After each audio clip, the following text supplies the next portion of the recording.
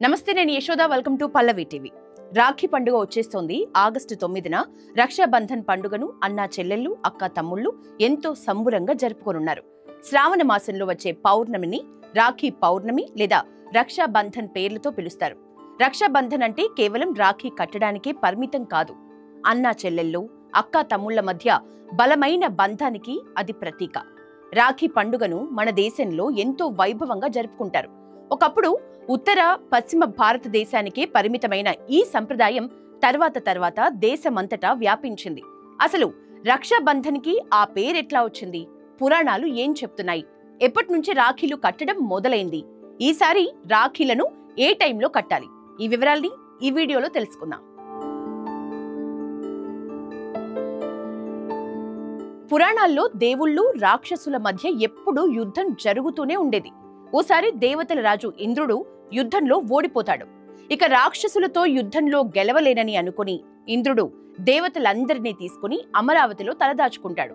ఇంద్రుడి నిస్సహాయతను గమనించిన ఆయన భార్య శచీదేవి తన భర్తకు తిరిగి ఎలాగైనా శక్తినివ్వాలని ఆలోచిస్తూ ఉంటుంది. ఇంతలోనే రాక్షసరాజు అమరావతి పైన యుద్ధానికి వస్తున్నాడనే సమాచారం అందుతుంది. సరిగ్గా ఆ రోజు శ్రావణ పౌర్ణమి కావటంతో పార్వతీ పరమేశ్వరుల్ని, లక్ష్మీనారాయణుల్ని శచీదేవి పూజిస్తుంది. పూజించిన రక్షను ఇంద్రుడి చేతికి కడుతుంది. అప్పుడు తన శక్తిని తిరిగి తెచ్చుకున్న ఇంద్రుడు రాక్షసరాజును ఓడించి తిరిగి 3 లోకాల్ని గెలుచుకుంటాడు.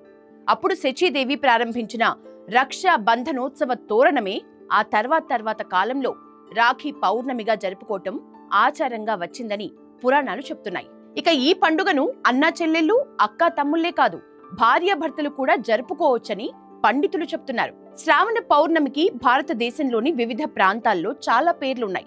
మన దగ్గర రాఖీ పౌర్ణమి, రక్షాబంధన్ అని పిలుస్తున్నారు. ఉత్తర భారతంలో రక్షాబంధన్ గా పిలిచే ఈ పండుగను సావని సలోవా అని కూడా అంటారు.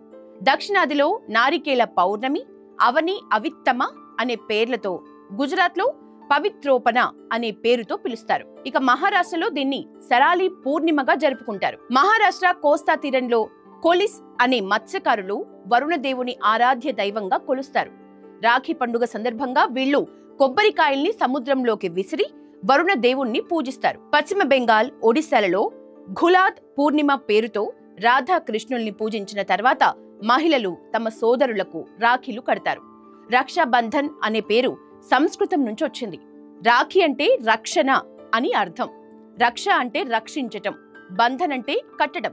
ఒక ఇంటి ఆడపడుచు తన అన్న లేదా తమ్ముడు వేసే ప్రతి అడుగు కూడా విజయం వైపే సాగాలని, తన సోదరుడు అత్యున్నత శిఖరాలకు చేరుకోవాలని కోరుకుంటూ నుదుట కుంకుమ పెట్టి సన్నటి దారం, ఒక తోరణంతో తయారు చేసిన రాఖీని వాళ్ల చేతికి కడుతుంది.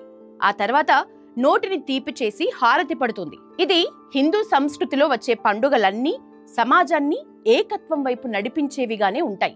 నేను నుంచి మనం అనే భావనతో దగ్గరికి చేర్చిన గొప్ప హిందూ సంప్రదాయ పండుగ రక్షాబంధన్. అయితే ఆర్ఎస్ఎస్ సైతం ఈ పండుగకు మరింత శోభను, విస్తృత లక్ష్యాన్ని జోడించింది. ప్రతి స్వయం సేవక్ తన తోటి స్వయం సేవక్కు రాఖీ కట్టి, నేను నీకు రక్ష, నీవు నాకు రక్ష, మనిద్దరం ఈ దేశానికి రక్ష అని ప్రతిజ్ఞ చేస్తారు. ఇక ఈసారి రాఖీ పండుగ ఆగస్టు 9న వస్తోంది.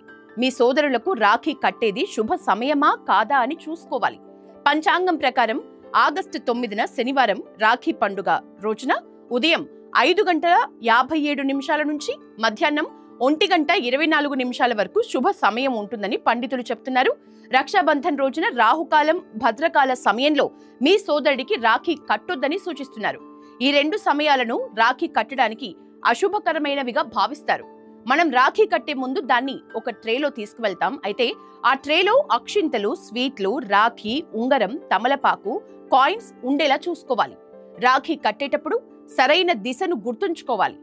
రాఖీని దక్షిణ దిశకు ఎదురుగా కట్టొద్దు. వాస్తు శాస్త్రాల ప్రకారం తూర్పు లేదా ఉత్తర దిశకు మాత్రమే ఎదురుగా రాఖీ కట్టడం మంచిదని భావిస్తారు. కొందరు రాఖీ కట్టేటప్పుడు నల్ల దుస్తుల్ని ధరిస్తారు.